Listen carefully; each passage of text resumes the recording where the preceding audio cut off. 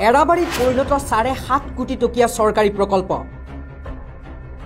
কংগ্ৰেছৰ আমোলত স্থাপন হৈ পৰিত্যক্ত ৰূপ ল'লে বিজেপিৰ আমোলত ক্ৰমাৎ পাহৰণিৰ গৰ্ভত পাৰ্বতীপুৰৰ সীমান্ত বাণিজ্য কেন্দ্ৰ মাৰ্ঘেৰিটা বিধানসভা সমষ্টিৰ অসম অৰুণাচল সীমান্তৱৰ্তী জাগুল 10 মাইল পাৰ্বতীপুৰত অৱস্থিত এই বৃহৎ চৰকাৰী প্ৰকল্পলৈ মন কৰক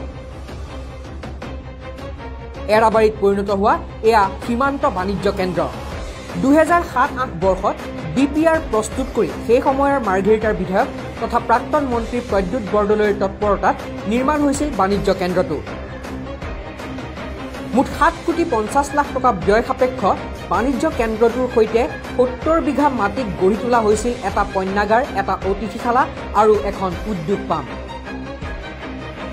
ৰাজ্য চৰকাৰৰ উদ্যোগ বিভাগ আৰু অসম ঔদ্যোগিক উন্নয়ন নিগমৰ যৌথ প্ৰচেষ্টাত গঢ়ি তোলা প্ৰকল্পটোৰ সামগ্ৰিক লক্ষ্য আছিল থলুৱা গ্ৰাম্য উৎপাদিত সামগ্ৰীৰে অঞ্চলটোৰ যুৱক যুৱতীসকলক স্বনিয়োজনৰ বাট দেখুৱাৰ লগতে অৰুণাচলৰ গাতে লাগি থকা ম্যানমাৰকে ধৰি চুবুৰীয়া দেশসমূহলৈ বাণিজ্যিক সম্পৰ্ক বিস্তাৰ কৰা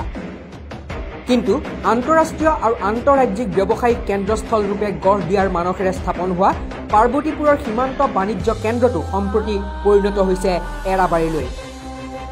কংগ্ৰেছৰ পৰৱৰ্তী সময়ত শাসন লৈ অহা বিজেপি নেতৃত্বাধীন চৰকাৰখনে প্ৰদৰ্শন কৰা চৰম উপেক্ষাৰ ফলতে এতিয়া পানীত পৰাৰ উপক্ৰম হৈছে এই 7.5 কোটি টকীয়া প্ৰকল্প এই যে দেখিছে আপোনালোকে এই বিল্ডিং আৰু এই পৰিত্যক্ত অৱস্থা এইটো একালৰ বৃন্দাবন বোলে একালত পৰেচন এইটো আমাৰ যেতিয়া কংগ্ৰেছ দলৰ চৰকাৰ আছিলে মাৰ্ঘেৰিটাৰ বিধায়ক সেই সময় উদ্যোগ মন্ত্ৰী প্ৰদ্যুৎ বৰদলৈ ডাঙৰীয়াৰ পৃষ্ঠপোষকতাত 9-10 চন মানৰ পৰা ইয়াত কাম আৰম্ভ হৈছিলে এইটো হ'ল IID তাত ইণ্টিগ্ৰেটেড ইনফ্ৰাষ্ট্ৰাকচাৰ ডেভেলপমেণ্ট চেণ্টাৰ